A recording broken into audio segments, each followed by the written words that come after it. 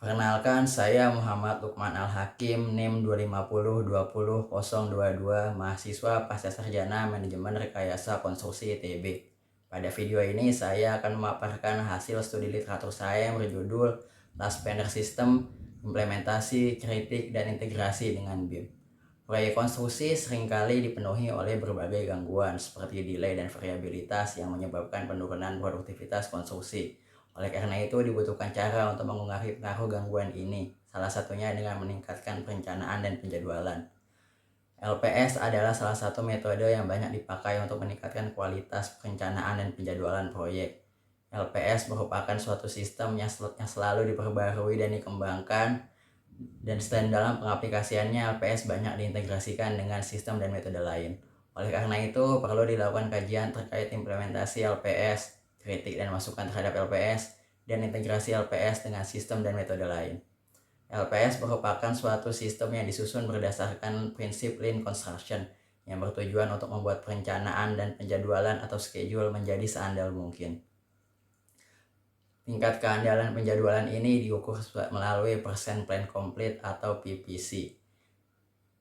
LPS tersusun dari 4 schedule, yaitu master schedule yang berisi milestone dan deadlines proyek, phase schedule di mana yang berisi urutan kegiatan aktivitas, look ahead schedule di mana aktivitas disiapkan untuk dilaksanakan, dan weekly work plans di mana terdapat komitmen aktual terkait apa yang akan dilaksanakan di lapangan. LPS melihat perencanaan dan penjadwalan sebagai suatu proses sosial yang menekankan pada perencanaan kolaboratif, komitmen yang bisa diandalkan, dan pembelajaran berkelanjutan. LPS telah diterapkan di berbagai negara dan terbukti berhasil meningkatkan kualitas perencanaan dan meningkatkan performa produksi proyek. Akan tetapi, banyak organisasi menemui kendala dalam mengaplikasikan LPS. Oleh karena itu, Hamzeh mengusulkan suatu kerangka implementasi LPS yang diharap bisa membantu dalam menyusun rencana pengimplementasian LPS, memperkirakan kendala yang akan dihadapi, dan mensukseskan implementasi LPS. Pada studi kasus yang dilakukan pada 3 proyek berbeda yang mengaplikasikan LPS pada 3 tahapan berbeda, diperoleh hasil bahwa proyek yang mengimplementasikan LPS sejak 2 tahun sejak tahap desain adalah yang paling sukses dalam mengimplementasikan LPS.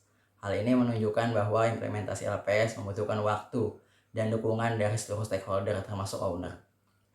Karena LPS merupakan sistem yang terus diperbarui dan dikembangkan, sejumlah kritik dan masukan telah diajukan terhadap LPS. Salah satunya adalah yang diajukan oleh Linhart dan Wandal, di mana bahwa LPS dalam penentuan urutan aktivitas pekerjaan hanya mempertimbangkan durasi dan ketergantungan antar aktivitas, dan kurang mempertimbangkan pertimbangan aliran atau flow yang menjadi prinsip kunci lainnya dari Lean Construction. Oleh karena itu, sejumlah rekomendasi telah diberikan untuk melibatkan pertimbangan flow di dalam sebagai seleksi kriteria dalam sistem LPS. LPS dan BIM merupakan sistem yang terpisah dan berdiri sendiri, tetapi hasil penelitian telah membuktikan bahwa terdapat sinergi yang kuat antara LPS dan BIM.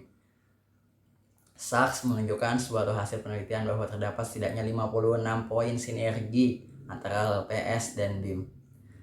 Berdasarkan sistem itu, sejumlah kerangka integrasi LPS dan BIM pun telah diajukan, salah satunya oleh Mendes Junior yang membuat kerangka integrasi BIM dan LPS yang berdasarkan pada work breakdown system.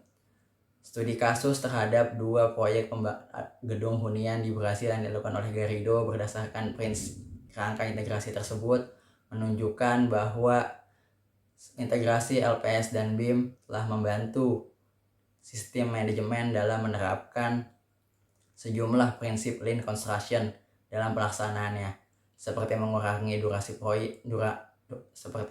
durasi produksi, mengurangi inventory paket pekerjaan, dan menerapkan full system pada sistem produksi. Sekian pemaparan saya, terima kasih.